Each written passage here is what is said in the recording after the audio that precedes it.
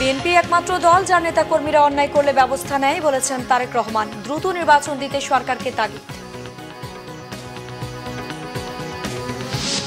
দেশ বিনির্মাণে সবাইকে আন্তরিক হবার আহ্বান মির্জা ফখরুলের। ঐক্যবদ্ধ থাকার তাগিদ। ভোটের উৎসব মুখর পরিবেশ ফিরিয়ে আনতে চান সিএসি। মানুষের অধিকার প্রতিষ্ঠায় বিপ্লব অব্যাহত রাখার প্রত্যয় নাগরিক কমিটি। সাবেক সামরিক কর্মকর্তাদের ভোটের রাজনীতিতে আসার আহ্বান। দেখছিলেন ক্রাউন সিমেন্ট সংবাদ শিরোনাম। এবার বিস্তারিত। বিএনপির ভারপ্রাপ্ত চেয়ারম্যান তারেক রহমান বলেছেন, দেশের মানুষের প্রত্যাশা অনুযায়ী দেশ পুনর্গঠনে দ্রুততম সময়ে স্বচ্ছ নির্বাচন দেওয়া জরুরি।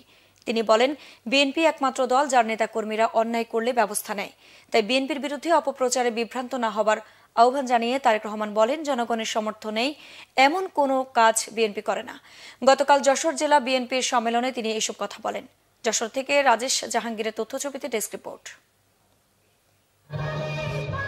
দীর্ঘ 16 বছর পর যশোর ঈদগাহ মাঠে জেলা বিএনপির সম্মেলন। নেতাকর্মীদের মাঝে উৎসবের আমেজ। সম্মেলনের উদ্বোধন করেন বিএনপি চেয়ারপারসনের উপদেষ্টা আমানুল্লাহ আমান।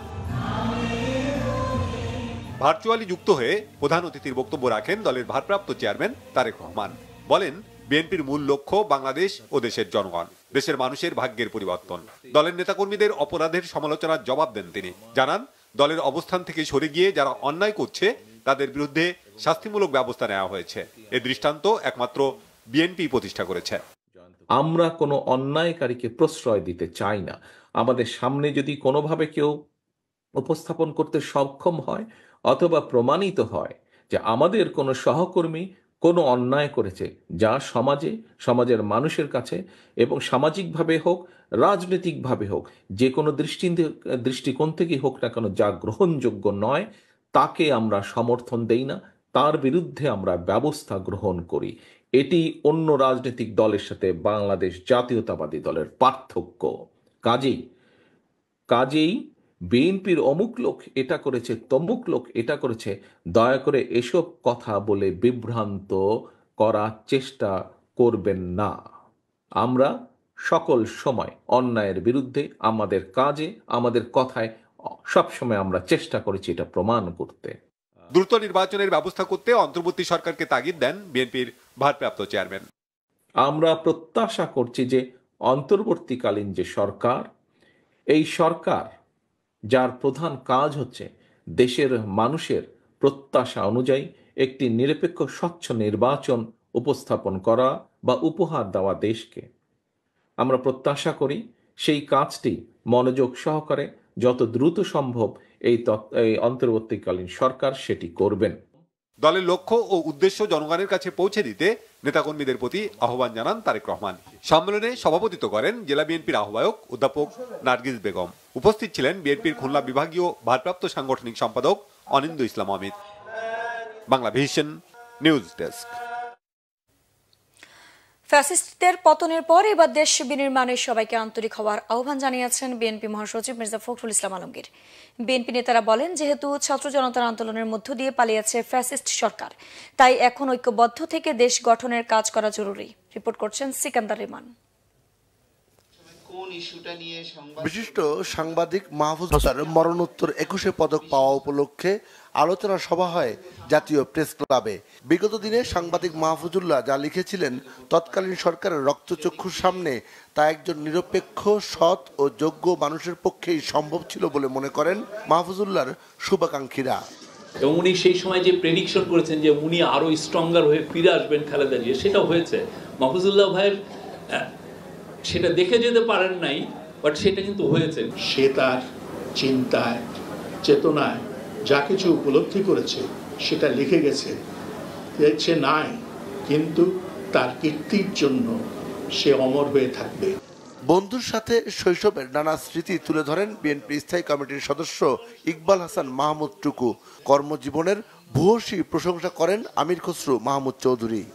গণতন্ত্রের জন্য, লড়াইয়ের জন্য যদি কাউকে যদি পদক দিতে হয়, সর্বপ্রথম মাহফুজুল্লাহকে দিতে হবে। যখন কেউ যেত না টেলিভিশনে, তখন মাহফুজুল্লাহ একা ইনিংস খেলেছে।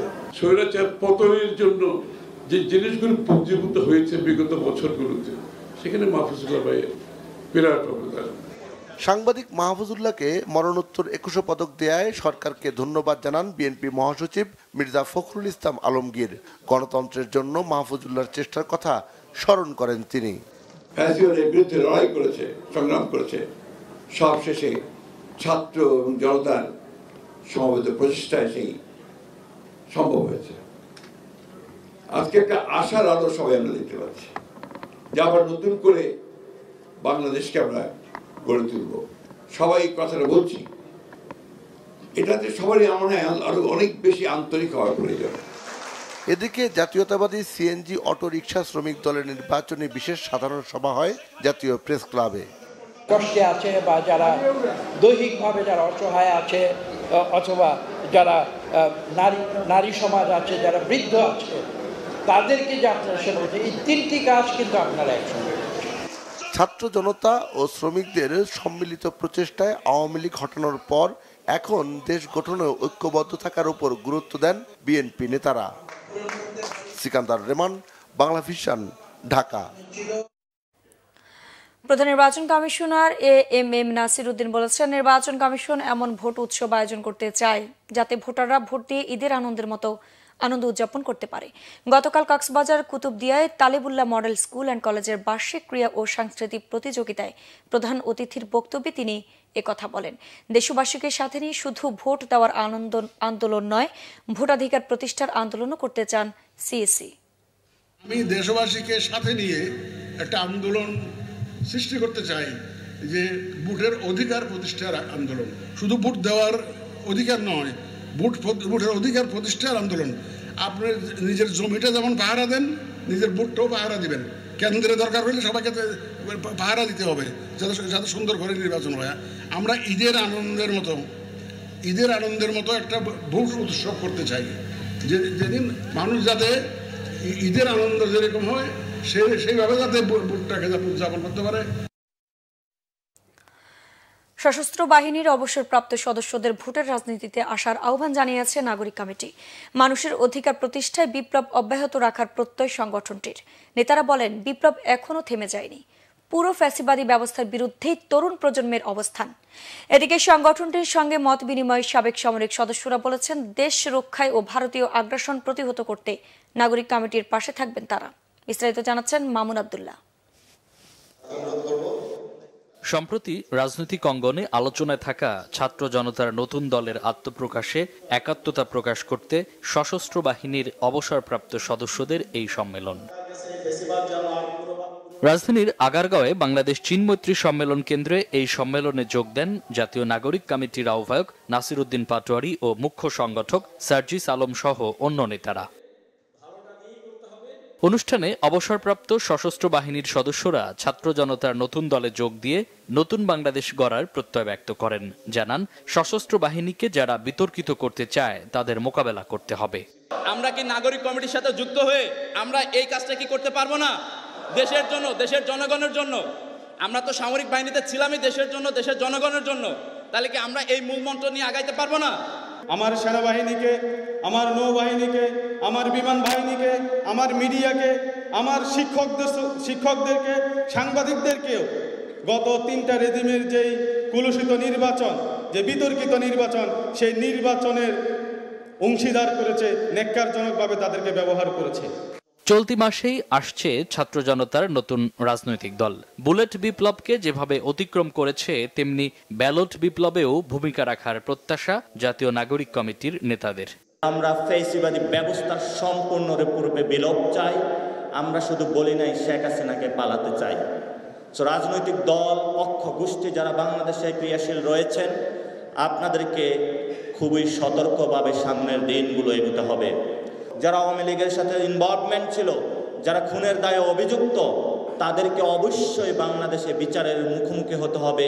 এছাড়া তাদের সামনে বিকল্প কোনো পথ নাই। তারা বলেন, পরিবারতন্ত্রহীন রাজনীতি প্রতিষ্ঠা, যোগ্য নেতৃত্বকে পথ ছেড়ে দেওয়াই হবে নতুন রাজনৈতিক দলের বৈশিষ্ট্য। আহ্বান জানান সাবেক সেনা কর্মকর্তাদের ভোটের রাজনীতিতে আসার। আপনাদের দায়িত্ব নিতে হবে আগামীর বাংলাদেশে ওই ন্যায়, নীতি, নিষ্ঠা, দেশপ্রেমকে সামনে রেখে আপনারা আগামীর বাংলাদেশে নিজের জায়গায় ফিরে গিয়ে হয় একজন চেয়ারম্যান হয়ে উঠুন, একজন মেয়র হয়ে উঠুন, একজন কাউন্সিলর হয়ে উঠুন, একজন এমপি মন্ত্রী হয়ে উঠুন। প্রত্যেকের নিজ নিজ এলাকায় রাজনৈতিক কর্মসূচি শুরু করার আহ্বানও জানান সার্জিস আলম। আর ঘরে বসে থাকার আর সময় নাই। মামুন আব্দুল্লাহ, বাংলা ভিশন, ঢাকা। চাকরি স্থায়ী করার দাবিতে রাজধানীর জাতীয় প্রেস ক্লাবের সামনে শনিবার সড়ক অবরোধ করেন আউটসোর্সিং কর্মীরা। 2 ঘন্টার বেশি সময় ধরে সড়ক অবরোধ করে রাখায় তীব্র যানজট দেখা দেয়। জলকামান, সাউন্ড গ্রেনেড নিক্ষেপ করে আন্দোলনকারীদের ছত্রভঙ্গ করে দেয় পুলিশ। গেলমান শফির রিপোর্ট। চাকরি স্থায়ীকরণের এক দফা দাবিতে শনিবার বিকেল 3টার দিকে জাতীয় প্রেস ক্লাবের সামনের সড়ক অবরোধ করেন বাংলাদেশ আউটসোর্সিং কর্মচারী কল্যাণ পরিষদের সদস্যরা। এতে পল্টন, সচিবালয় সহ আশপাশের এলাকায় তীব্র যানজট তৈরি হয়। দাবি না মেনে নেওয়া পর্যন্ত সড়ক ছাড়বেন না বলেও হুঁশিয়ারি দেন আন্দোলনকারীরা।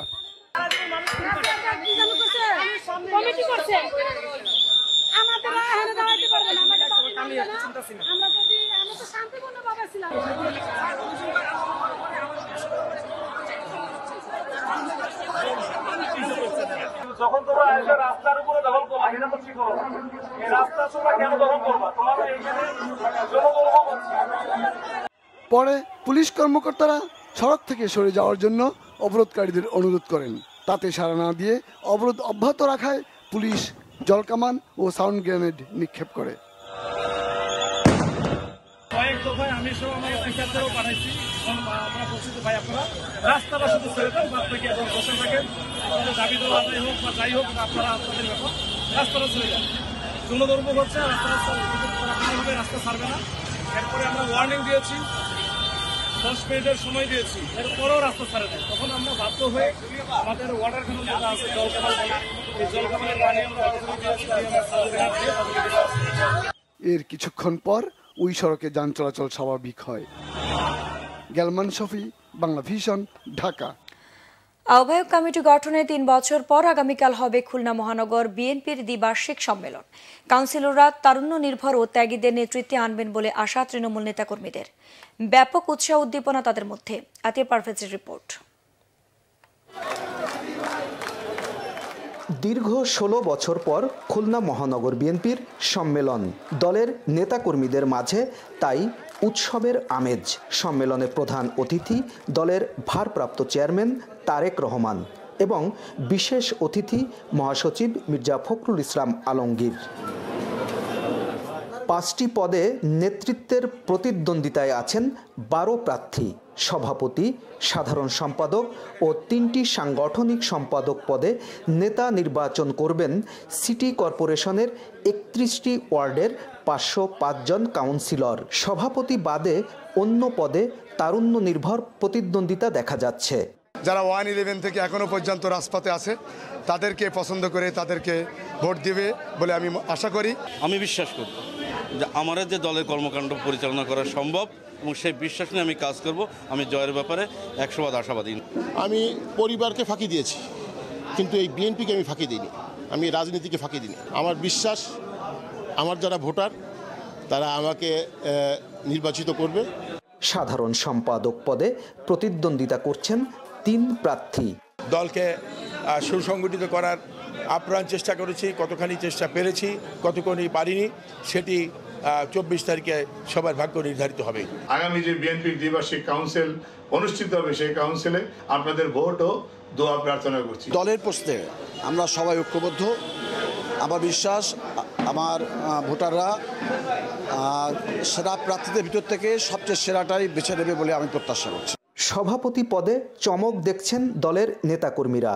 বর্তমান কমিটির আহ্বায়ক শফিকুল আলম মনার সাথে প্রতিদ্বন্দ্বিতায় নেমেছেন এক সময়ের ছাত্রনেতা তারিকুল ইসলাম জহির। এই খুলনার মাটিতে চিরকাল আমরা দেখেছি যত নির্বাচন হয়েছে দেশনেত্রী বেগম খালেদা জিয়া সহ সমস্ত নির্বাচনে বিএনপি জয়লাভ করেছে। ফলে এই শহর, এই নগরী বিএনপির, এই নগরীর আগামী দিনে কারা নেতৃত্ব দেবে, কারা এই দলকে পরিচালনা করবে, এটির ব্যাপারে চূড়ান্তভাবে 24 তারিখে গণতান্ত্রিকভাবে কাউন্সিলের মাধ্যমে নেতা নির্বাচন হবে এবং আমাদের নেতাকর্মীরা ভোট দিয়ে নির্বাচিত করবে। আমাদের দল থেকে যাকে চূড়ান্ত মনোনয়ন প্রদান করবে আমরা সকলে ঐক্যমতের ভিত্তিতে আমরা তার পক্ষে কাজ করার জন্য মাঠে প্রান্তরে প্রত্যেকটা ইউনিটে সব জায়গায় আমরা কাজ করব। যা আমরা অতীতেও করে এসেছি সেই ধারাই অব্যাহত থাকবে। এখানে যদিও আমাদের এখন নেতৃত্বের প্রতিযোগিতা আছে, হয়তো মনে হচ্ছে কিছুটা আমাদের ভিতরে বিভেদ আছে, আসলে এই বিভেদ কোনো বিভেদ না।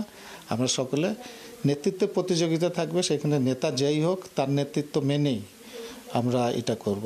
আগামী নির্বাচনে খুলনা মহানগরের নতুন কমিটি ৬টি সংসদীয় আসনে ধানের শীষের প্রার্থীকে বিজয়ী করতে কাজ করবে বলে আশা বিএনপি নেতাকর্মীদের। আতিয়ার পারভেজ, বাংলা ভিশন, খুলনা।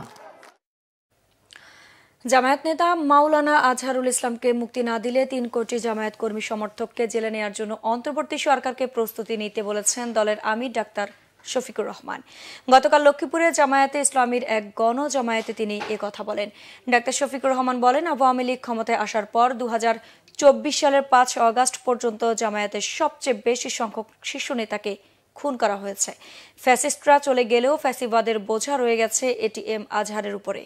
জামায়াতের আমির বলেন, কারাগারে অন্ধকার প্রকোষ্ঠে ধুকে ধুকে জীবনের সাথে লড়াই করছেন এটিএম আজহার। যেই দলের সবচেয়ে বেশি সংখ্যক শীর্ষ নেতাকে খুন করেছে তার নাম হচ্ছে বাংলাদেশ জামাত ইসলামী। এক এক করে 10 জনকে খুন করেছে আর আল্লাহ একজনকে বাঁচিয়ে রেখেছে। তিনি হচ্ছেন আমাদের ভাই এটিএম আজহারুল ইসলাম। আফসোসের বিষয় 6টি মাস চলে গেল, বাংলাদেশ ফ্যাসিবাদীদেরকে তাড়ালো, কিন্তু ফ্যাসিবাদের বোঝা এখনো এটিএম আজহারুল ইসলামের ঘাড়ের উপরে রয়ে গেল। সবাই বের হয়ে আসলেন, এখনো আজহারুল ইসলাম অন্ধকার প্রকোষ্ঠে থেকে গেলেন কারাগারে। বিপ্লবী ওয়ার্কার্স পার্টির সাধারণ সম্পাদক সাইফুল হক অভিযোগ করেছেন, বর্তমান সরকার দেশ চালাতে ব্যর্থ। ধানমন্ডি 32 নম্বর ভাঙ্গা খুব মহৎ কাজ হয়নি বলেও মন্তব্য করেছেন তিনি। শনিবার দুপুরে টাঙ্গাইল প্রেস ক্লাবের ভিআইপি অডিটোরিয়ামে বিপ্লবী ওয়ার্কার্স পার্টির সাংগঠনিক সভায় প্রধান অতিথির বক্তব্যে তিনি এসব কথা বলেন। সাইফুল হক বলেন, দেশ একটা অস্থিতিশীল পরিস্থিতির মধ্যে রয়েছে। আগে বাজার নিয়ন্ত্রণ করতে হবে, নইলে জনগণ সহ্য করবে না। প্রতিটা কমিশনকে দায়িত্ব দিয়ে দ্রুত সংস্কারের রোড ম্যাপ দেওয়ার আহ্বান জানান সাইফুল হক। দ্রুততম সময়ে জাতীয় নির্বাচন দেওয়ার আহ্বানও জানান তিনি। এবার আন্তর্জাতিক সংবাদ শেষ করব ক্রাউন সিমেন্ট শিরোনামগুলো আরেকবার জানিয়ে।